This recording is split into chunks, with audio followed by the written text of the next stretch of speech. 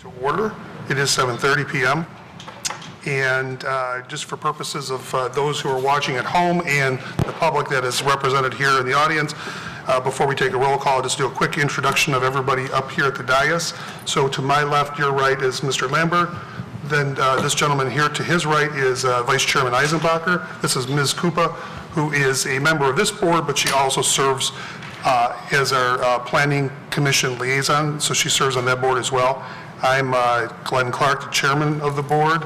To my right is Mr. Mihalik, and he is an alternate appointed by City Council to act as a full member of this board when there is a vacancy, and we do have 2 vacancies here tonight. So he will be acting as a full member of this board tonight, so welcome, first time for you, thank you. And then at the end here is Mr. Agawas, and he is a member of this board as well. On the side is Mr. Evans. He represents the city administration, so he's our liaison to the city manager and staff. And then to his right is Mr. Motzny, who is an assistant city attorney, and he will be serving tonight as our legal advisor to the board. So this time, Mr. Evans, I believe we're prepared for a roll call vote. Mr. Clark. I'm here. Mr. Agawas. Here. Mr. Eisenbacher. Here. Mr. Mihalik. Present. Mr. Lambert. Here. Ms. Kupa. Here. So we do have quorum, and we will get to item 5A in just a few minutes, but just to let the petitioner or petitioner's representative know that since we are not a full board, any petitioner has the right to request, but not a right for us to demand action to postpone any variance requests to a future meeting where perhaps there might be, stress the word might, be a full board represented up here. So if that's of interest, we will address that here momentarily. Now I'm going to call on Vice Chairman Eisenbacher to go over our rules and procedures for business conduct here. The Zoning Board of Appeals is a group of 7 of your neighbors appointed by City Council to decide on requests for variances and other matters that are brought before them. A variance is a relaxation of the literal provisions of the zoning ordinance. Petitioners must indicate a hardship or practical difficulty with the land that would warrant the granting of the variance. Procedure. The board will hear the items in the order they appear on the agenda. When an item is called, the chairman will verify that the petitioner is present. Then the city administration will summarize the facts of the case. The petitioner will be given an opportunity to address the board to explain the justification for the action requested. After the petitioner has made their presentation and answers any questions that the board may have, the chairman will open the public hearing. Any person wishing to speak on the request should raise their hand, and when recognized by the chairman, come up to the podium. The speaker should identify themselves with name and address, indicate their relationship to the property in question, for example, next door neighbor, live behind the property, etc., and state whether they are in favor of or against the variance request and give reasons for their opinion. Comments must be directed through the chairman. Comments should be kept as brief as possible and closely pertain to the matter under consideration. Only one person will be recognized by the chairman to speak at one time. At the conclusion of public comments, the chairman will close the public hearing. Once the public hearing is closed, no other public comments will be taken unless in response to a specific question by a member of the board. The board will then make a motion to approve, deny, or postpone the request. In order for the request to pass, a minimum of 4 votes are needed. If the request is not granted, the applicant has the right to appeal the board's decision to Oakland County Circuit Court. Thank you. So now we move on to item 3, which is the approval of the minutes from the March 21st meeting. Are there any comments, questions of staff, or is there somebody who would like to make a motion for action? Mr. Lambert. Mr. Chairman, before I introduce a motion to approve, I did notice one potential error in that the first case we heard, which was the variance request for the Barron Building Company, it said here it was passed unanimously, but I recall Mr. Neal voting no on that resolution. I'm not sure if Mr. Evans needs to go back and review the videotape or if anyone else recalls from my memory being accurate or not. I seem to recall the same thing now that you mention it. So noted, and once we get a motion to approve, I can make sure that that change is Sure. Mr. Chairman, then I'll move to approve the minutes with the correction of Mr. Neal's no vote on the first resolution for the variance. So there's a motion for approval of those minutes that are presented with the slight adjustment. Is there a second? Ms. Koopa seconds that. Is there any discussion? Hearing none, Mr. Evans, can you call the vote, please? Mr. Agawas. Yes. Mr. Eisenbacher. Yes. Mr. Mihalik. Yes. Mr. Lambert. Yes. Ms. Koopa. Yes. Mr. Clark. Yes. So that motion passes. Moving on to item number 4, approval of the agenda. This is for the administrative review of the board members. Are there any comments, concerns, or questions regarding the agenda as presented? Hearing none, we can move right on. And so this is our set agenda for the evening. We have item number 5A related to a variance request about the property at 150 Florence. Mr. Evans, could you present to the board? Thank you, Mr. Chair. Yes, this is for a variance request for 150 Florence. There's 2 requests regarding this matter, and they all pertain to the proposal to enlarge a detached accessory garage. Now, the property is located in an area south of West Square Lake and west of Livernois on the north side of Florence. And on the overhead, I've got a close-up of the neighborhood. The colors that are superimposed are the zoning ordinance classification. Everything you see in yellow, including the subject site, is zoned single-family residential, and there is some property in this view to the northeast of this site that's zoned 2-family residential. Now, that 2-family residential zoning is used for duplexes. The site to the north of the subject site is Niles Center, and that's public education. Everything on Florence Street is used for single-family residential. This is the site plan the applicant submitted, and Florence is on the bottom, and the affected structures are outlined in darker color. That's a close-up of his site plan. Now, the first part of the variance, or the first variance request, involves the amount of allowable square footage, ground floor square footage, for all detached accessory buildings. And right now, there's a detached accessory garage and a gazebo. The applicant wants to add on to the garage and increase the floor area. So the first variance is to allow 1,843 square feet of ground floor area for all the detached accessory buildings combined, where only 911 square feet is allowed by the ordinance. Now, I would like to note that our research indicates that the existing garage was constructed in 1944, so it is non-conforming. The applicant's also provided some elevations on what they want to do, and in this elevation, what I pointed out in blue is the addition, what I pointed out in red is existing. And this illustrates the second part of the variance, which the addition is proposed to be 15 feet 5 inches tall, and the ordinance allows a maximum of 14 feet in height. So in order to proceed with what he wants to do, he's going to need 2 variances from the board. I'll turn it back over to the board for any questions. Thank you, Mr. Evans. Are there any questions of city staff at this time? Okay, we can call the petitioner forward, or his representative, his or her representative. Good evening. Good evening. Can you identify yourself, please? I'm Don Bartlett, and I'm the petitioner. First of all, I'd like to thank the board members for coming out here to listen to my appeal, as well as the alternates. I think that the essence of any code is to accomplish something. So the question is, what is the purpose of the codes that I'm varying from? The answer is to preserve the character of the neighborhood. So you have to ask yourself, what is the character of our neighborhood? The character of our neighborhood, in one word, is park-like. In other words, we have large lots, we have lots of old trees, the houses have been there a long time, and my proposed addition, I think, is completely consistent with the character of the neighborhood and doesn't really violate anything. You can hardly even see it from any direction, and once the leaves appear on the trees, it'll be almost invisible from every direction. So your role is to decide if you agree with me in my petition, and will I actually preserve the character of the neighborhood? And I think, from my position, I think it certainly will. Thank you.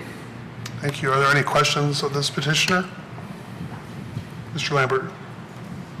Yes, well, number one, Mr. Eisenbacher mentioned to me that this is one of the most detailed applications that we've probably ever seen, so kudos to you on your presentation. It's always helpful to us when we're analyzing the requests for variance. If the most information we have, the better. Thank you.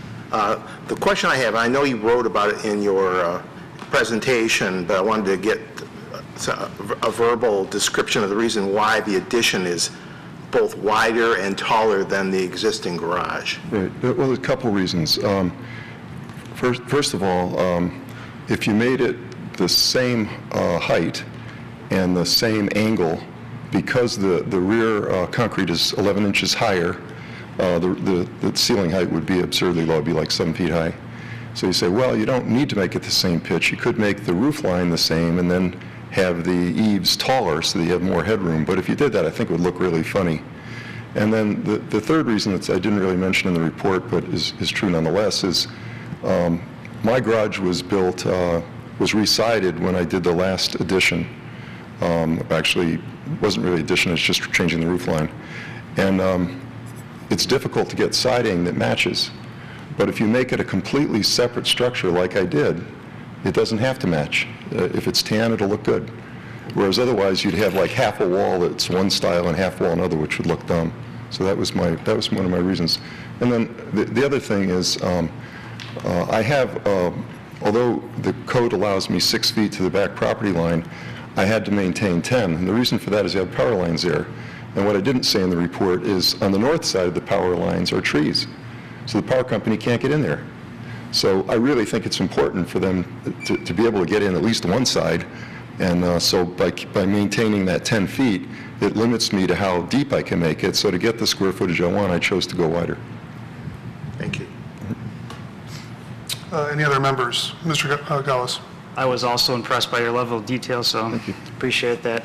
I noticed on your statement of practical difficulty, you outlined some of the reasons why variance should be granted, and you talk about A, B, C, and E, but D seemed to be omitted. Can you talk a little bit about how you respond to D, which is the characteristics which make compliance with dimensional requirements difficult must not have been created by the current or previous owner?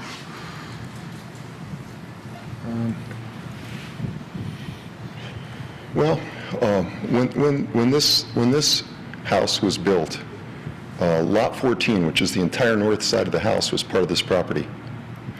So they chose not to have a basement put under it, or a decent basement. They just had basically a Michigan base good. So you can understand why they would have chose that, because they had the whole north side of the street that they could work on. And so, when it was built, it made sense. It wasn't really caused by that. But at this point, it doesn't have a basement, so that particular area is really not practical for me to add. And the other thing is, a friend of mine who lives down the street, used to live down the street 40 years ago, said that there was a duck pond in my backyard. When I dug holes for the treehouse in the backyard, I hit water at 1 foot. And I just think that really it's more practical to build on top than to go down, because really a basement is really like a ship. And the sump pump is really a bilge pump. I mean, we're just underwater all the time. So I just thought it would be a more practical solution to be above ground than below ground. Thank you. Any other member for this petitioner? Thank you. You can have a seat, please. Thank you. So this time we will call on Vice Chairman Eisenbacher to read communications from residents or property owners in the area.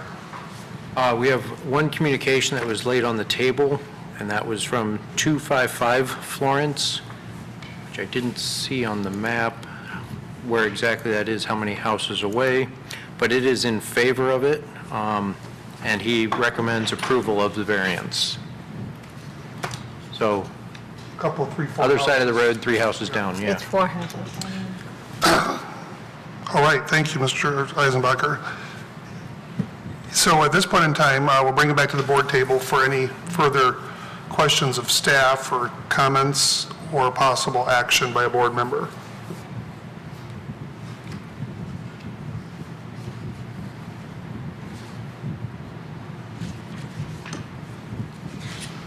Vice Chairman Eisenbacher.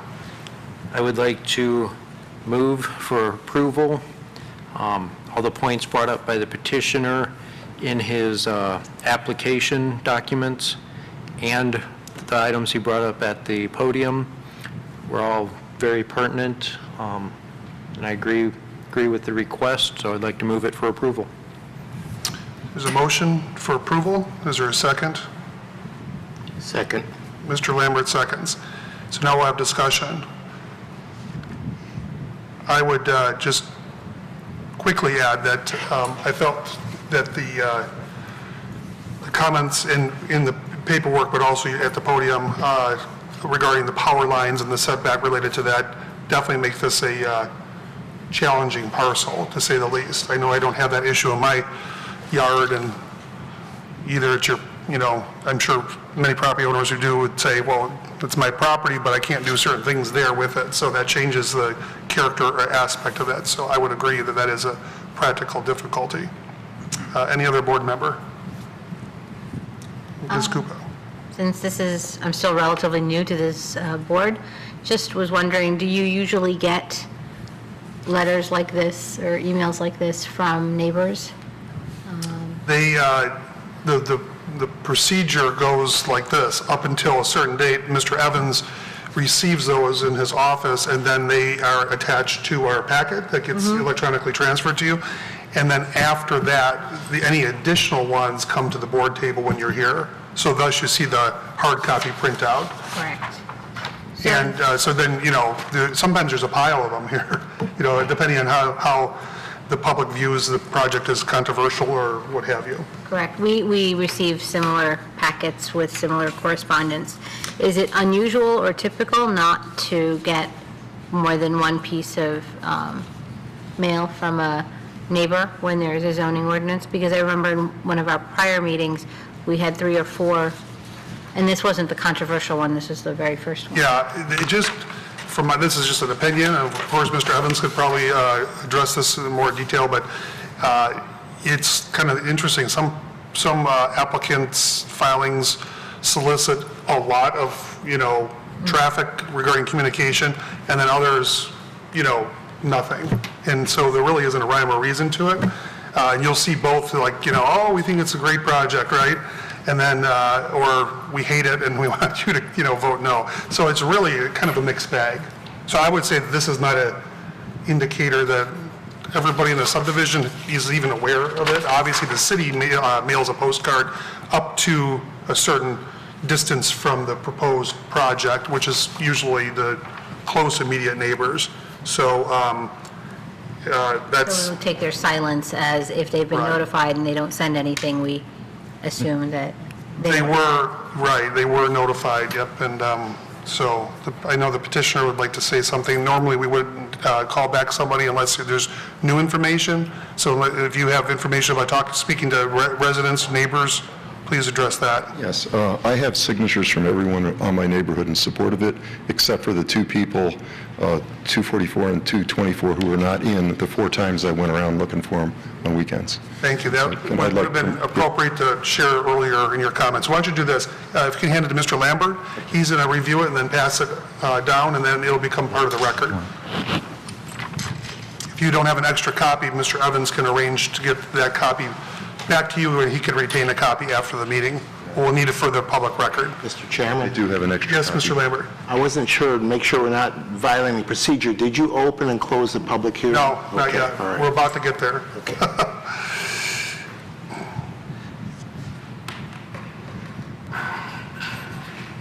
So while that's being reviewed, and it'll be in my hands here in a second, I'll open the public hearing on this matter. And if there's a member of the public who would like to address the board on this petitioner's request for a variance, please step to the podium and be identified. And seeing that there isn't anyone, I'll close the public hearing, and that portion is now closed out. So we bring it back to the board table for any discussion. And thank you, Mr. Lambert. I think I did call for some possible action, so we needed the public hearing first. Any discussion, questions of staff, or possible action by a board member? Mr. Lambert? Mr. Chairman, I do believe there's a resolution on the floor. Yes. That's correct. We've got a, I'm sorry, that's Yeah. correct. Okay. All right, so is there any further discussion on the motion that was made? I'd just like to point out, it's very interesting that the engineer at the table noticed the complexity of the information that was reported to us. So thank you, Vice Chairman Eisenbacher, for that, and Mr. Agawas. I did notice that too, so you did a nice job. And I would just say on a side note, just under discussion here, that the petitioner's comments about why he did make the extra building taller makes sense in a kind of a day-to-day perspective. We can't consider, not being able to find colors and so forth. We can consider, that there's an issue with the property. And, but clearly it sounds like you have concern for your neighbors and neighborhood. So that's nice to know. Seeing there isn't any other further discussion, I think, Mr. Evans, we're prepared for a vote. Mr. Eisenbacher. Yes. Mr. Mahalik. Yes. Mr. Lambert. Yes. Ms. Koopa. Yes. Mr. Clark. Yes. Mr. Agawas. No. Okay, the motion passes. We have at least 3, 4, 5, 5 to 1. 5 and 1, and so congratulations, you have your variance request. At this point in time, we are going to move on to communications. Mr. Evans, do you have anything for us in this category? I do not. Okay. And then move on to the item number 7, miscellaneous business. Is there any other business? Mr. Matsny? It is our plan to do a training presentation at the next meeting in May. Okay. And we also have annual election of officers, so the chairman's position will be voted on and the vice chairman's position will be voted on at the next meeting. Any other comments or miscellaneous business from board members? Seeing none, we will move on to public comment on anything that wasn't on the agenda or anything that was on the agenda from a member of the public. If anyone would like to come to the podium, please do so at this time. Seeing none, that there isn't anyone interested in doing that, we will close that portion out. I'll just bring it back to my colleagues on the board. Are there any other comments or questions of staff that you have related to anything? Well, this is great. It's before 8 o'clock, so I will adjourn the meeting, and we will be back in May, and minimally for a special presentation from the city attorney's staff. Thank you, everyone.